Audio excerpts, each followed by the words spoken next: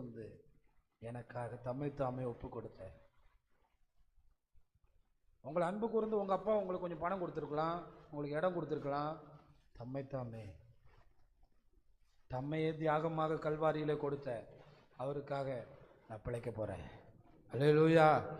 இந்த நாளில் கிறிஸ்தவன் அவரோட அதிசயங்களை விவரிக்கிறதுக்கு பிழைப்பான், அவரை துதிக்கிறதுக்கு பிழைப்பான். மூணாவது, அவருக்காக பிழைச்சிட்டு அவன் பரலோகத்துக்கு போகும்போது பரலோகம் அவனை வரவேற்கும். இந்த காலை வேளையில் ஆண்டவர் கேட்குறாரு, நீங்கள் யாருக்காகத்தான் பிழைச்சிட்டு? என்ற ஆண்டவர் மட்டும் நம்மகிட்ட சொல்லும்போது என்ன சொல்லுவார் தெரியுமா? நீ எனக்காக பிழைக்கணும்னு நான் சும்மா சொல்ல மாட்டேன், உனக்காகவே என்னை ஒப்பு கொடுத்த பிறகு தான் சொல்கிறேன், நீங்கள் எனக்காக பிழைக்க. எனக்காக முழுசாக உனக்காக நான் என்னையவே கொடுத்துட்டேன்பா. அந்த வார்த்தை ரொம்ப நல்லா இருக்குல்ல. தம்மில் அன்பு கூர்ந்து, நம்மில் என்ன கூர்ந்தாராம்? ஏன்னா அன்பு இல்லாமல் கொடுக்கவே முடியாது. சரி, அன்பு கூர்ந்து பணம் கொடுக்கலாம், அன்பு கூர்ந்து உதவி கொடுக்கலாம், ஆனால் அன்பு கூர்ந்து உயிரை கொடுக்கலாமா? எவ்வளோ அன்பு! இப்போ உயிரெல்லாம் கேட்கல, டெய்லி வாழும்போது அவருக்காக வாழணும்னு சொல்கிறாரு. அல்லேலூயா. ஒரு கல்யாணம் நடத்துறீங்களா? இயேசு அதில் மகிமைப்படணும். ஆண்டோடைய பிள்ளைகள் கூடி அங்கே வந்து கர்த்தரை உயர்த்தணும், அதுதான் நோக்கமாக இருக்கும்.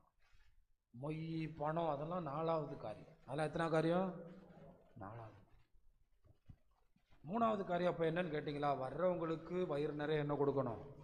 சாப்பாடு. நான் எப்பயுமே எந்த கல்யாணத்துக்கு நான் பொறுப்பெடுத்தாலும் சாப்பாடு கரெக்டாக இருக்கும். மிச்சம் வந்தால் அது தெய்வ ஆசீர்வாதம். மிச்சம் வர்றது தெய்வத்தோட தெய்வம் எங்கெல்லாம் கை வச்சாரோ அங்கே என்ன வரும்? அது வேஸ்ட் இல்லை, அது மகிமை. அது 12 கூட மிச்சம் எடுத்து கொடுத்து விட்டார், கொண்டு போய். அவருடைய கிருபை அது. என்னை கேட்டுக்கொண்டிருக்கிற தேவனுடைய பிள்ளைகளை, இயேசுக்காக பிழைக்கிறதுக்கு தான் 50 வயசோ 60 வயசோ 80 வயசோ 90 வயசோ 100 வயசோ 120 வயசோ. அல்லேலூயா. அதுக்காகத்தான், இயேசுக்காக வாழ்கிறதுக்கு தான். மறந்துடவே கூடாது.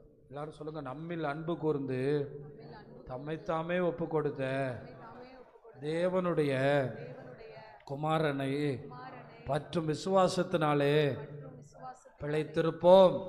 ஆமாம், அதுதான் முக்கியம். இதுக்கு ஆதாரமாக நிறைய வசனம் வைக்க முடியும். கொஞ்சம் வாசிங்களேன். ரோமர் 6:10-13. இதில் நிறைய வசனங்கள் இருக்கு. ஆமாம், ரோமர் 6:10-13. அவர் மரித்தது பாவத்திற்கென்று ஒரே தரம் மரித்தார். நம்முடைய அவர் பாவம் செஞ்சாரா? இல்லை. யார் பாவத்துக்காக? நம்ம பாவத்துக்காக அவர் மரிச்சார். அவர் பிழைத்திருக்கிறது, தேவனுக்கென்று பிழைத்திருக்கிறார். பாருங்க, இயேசு பிழைத்திருந்தது யாருக்கென்று பிழைத்திருக்கிறாரோ? தேவனுக்கென்று. வாசிங்க. அப்படியே நீங்கள்